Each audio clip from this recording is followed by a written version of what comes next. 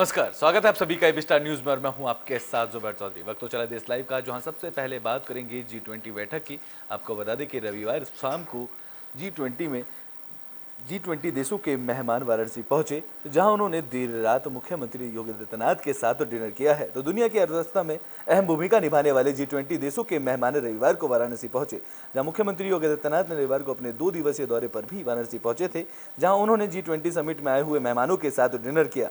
बता दें कि देश के विदेश मंत्री एस जयशंकर ने उत्तर प्रदेश के मुख्यमंत्री योगी आदित्यनाथ की मौजूदगी में अलग अलग विदेशों के विकास के आए मंत्रियों का स्वागत किया, जिसके बाद मेहमानों ने काशी की सभ्यता संस्कृति को नमन किया और उसके धार्मिक महत्व को समझा। तो वहीं प्रधानमंत्री नरेंद्र मोदी ने अपने निर्वाचन क्षेत्र वाराणसी में चल रहे G20 सम्मेलन को संबोधित किया, जहां वीडियो कॉन्फ्रेंसिंग के जरिए G20 सदस्य देशों के मंत्रियों की बैठक को प्रधानमंत्री ने संबोधित किया, जहां पीएम मोदी ने इस दौरान वाराणसी के आत्मनिर्भर महत्व को लेकर चर्चा की, साथ ही विकास को लेकर भी भारत के दृष्टिकोण की बात की है।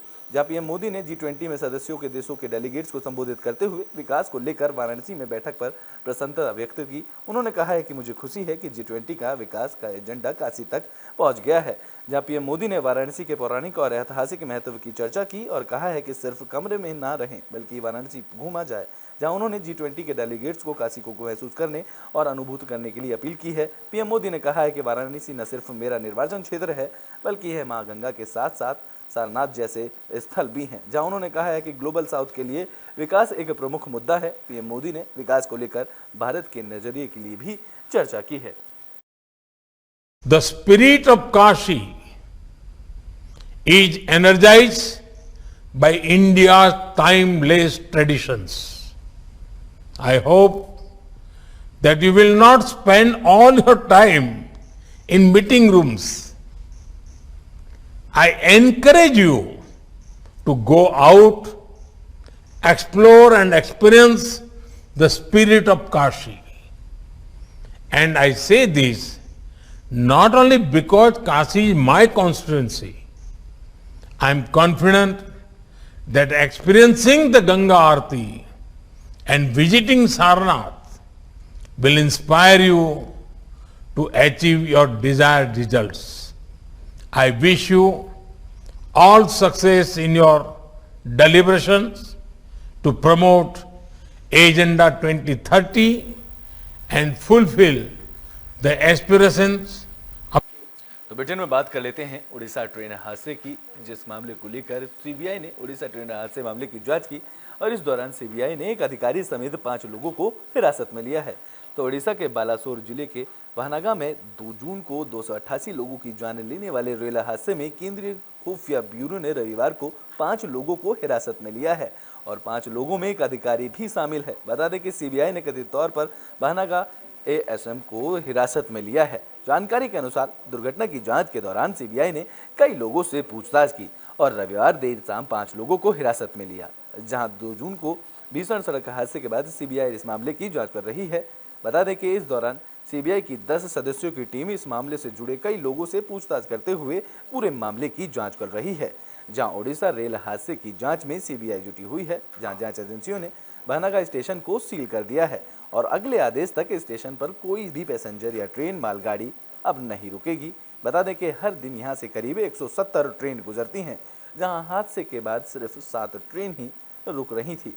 रेलवे अधिकारी ने बताया है कि सीबीआई जांच के दौरान स्टेशन पर मौजूद सभी दस्तावेज चेक किए गए हैं, जहां लॉगबुक, रेल पैनल और इलेक्ट्रॉनिक डिवाइस भी जब्त कर लिया गया है। रेलवे अधिकारी ने बताया है कि सीबीआई की 2 सदस्यों की टीम शुक्रवार को दुर्घटना स्थल पहुंची थी, जिसके बाद सभी से पूछताछ की गई, जहां सीबीआई ने यहां कई जगहों पर कुछ जरूरी सबूत इकट्ठा किए।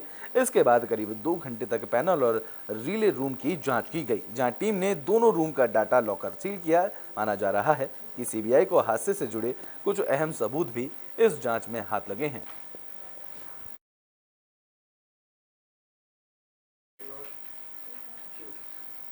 बुलेटिन में बात कर लेते हैं बीएसएफ की तरफ से मार गिराए गए ड्रोन की। सीमा सुरक्षा बल ने पाकिस्तान की ओर से भेजे गए एक और ड्रोन को मार गिराया है। बता दें कि ये ड्रोन अमृतसर के सेक्टर गुम सेदपुर कला क्षेत्र में घुसा था।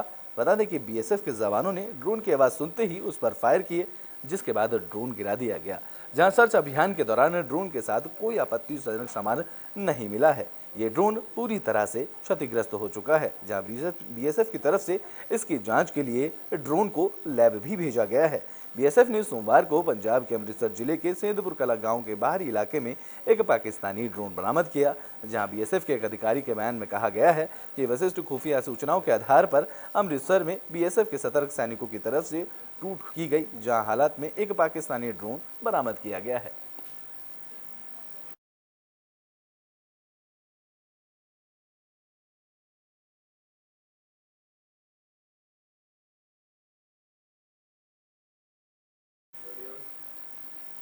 तो ब्रिटेन में बात कर लेते हैं बिपरजॉय चक्रवात की, जिसको लेकर अलर्ट जारी कर दिया गया है।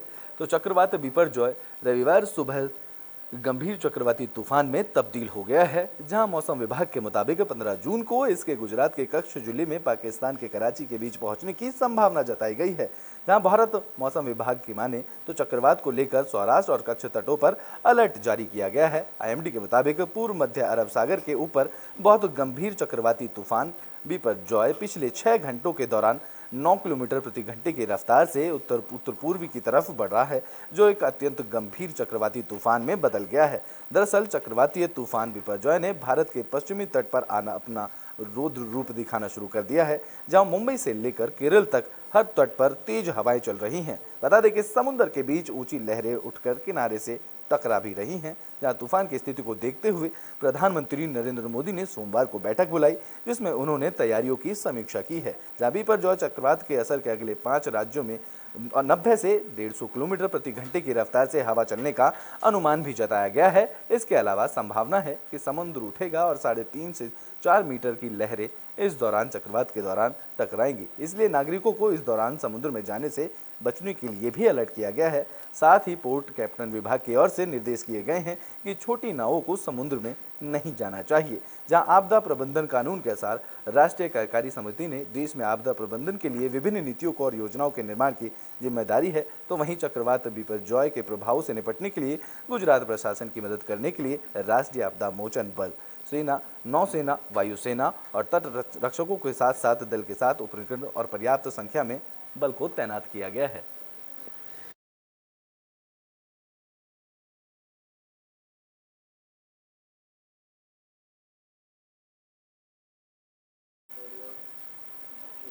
तो ब्रिटेन में बात कर लेते हैं पाकिस्तान में बारिश और तूफान के कहर की, जिसमें इस कहर में 27 लोगों की मौत हो गई है। उत्तरी पाकिस्तान में आई तेज आंधी और बारिश की वजह से पाकिस्तान में कुल 27 लोगों की मौत का मामला सामने आया है, जहां मृतकों में 8 बच्चे शामिल हैं। दरअसल पाकिस्तान के उत्तरी क्षेत्र में शनिवार को आई आंधी और तूफान की वजह से कई लोग अपने घरों में विस्थापित होकर सुरक्षित जगह पर पहुंचे हैं। बताया जा रहा है कि कम से कम 12 लोग अपने ही घरों की दीवार और छत गिरने के मामले में दब गए, जिससे उनकी मौत हुई है। जानकारी के मुताबिक प्रांतीय आपदा प्रबंधन प्राधिकरण के प्रवक्ता तैमूर अली खान ने जानकारी देते बताया कि शनिवार देर रात खैबर पख्तूनख्वा प्रांत के 4 जिलों में आए तूफान के बीच बुन्नू जिले में 15 लोगों की मौत हुई, जिनमें से 11 साल और 5 साल के 2 छोटे बच्चे भी शामिल हैं। बारिश के कारण यहां कई मकान ध्वस्त हो गए हैं और पेड़ भी उखड़ चुके हैं, जिसके बाद बिजली के पोल भी इस बारिश और आंधी तूफान में टूटे हैं। ऐसे में बारिश से प्रभावित इलाकों में राहत और बचाव का काम किया जा रहा है। यह घटना को लेकर पाकिस्तान के प्रधानमंत्री शहबाज शरीफ ने भी लोगों की मौत पर गहरा दुख जताया है। इसके साथ ही अधिकारियों को राहत और बचाव काम में तेजी से लाने के निर्देश दिए गए हैं, जहाँ इस बारिश के खबर से पख्तूनख्वा और पंजाब प्रांत में जमकर नुकसान पहुंचाया है। बता दें कि आंधी पानी ने अब तक 200 से अधिक पशुओं की मौत हो चुकी है, जहां पंजाब के हुसाब जिले में एक गांव के घर दीवार गिरने से 3 बच्चों की इसके दौरान दीवार में दबकर मौत हुई है। जहां राहत अधिकारी खातिर अहमद ने कहा है कि घायलों को तुरंत ही राहत पहुंचाई जा रही है।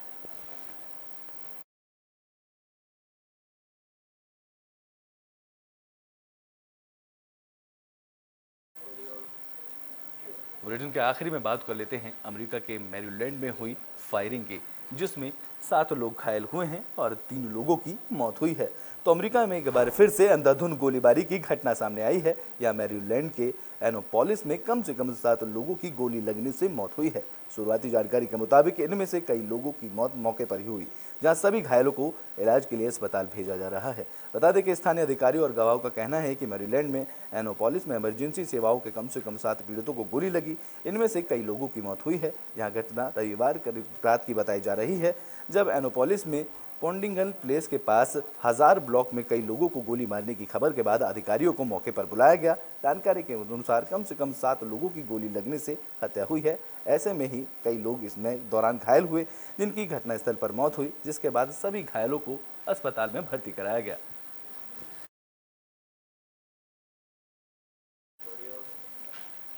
देश लाइव में अभी के लिए बस इतना ही। देश और दुनिया की तमाम खबरों के लिए देखते रहें एबी स्टार न्यूज़।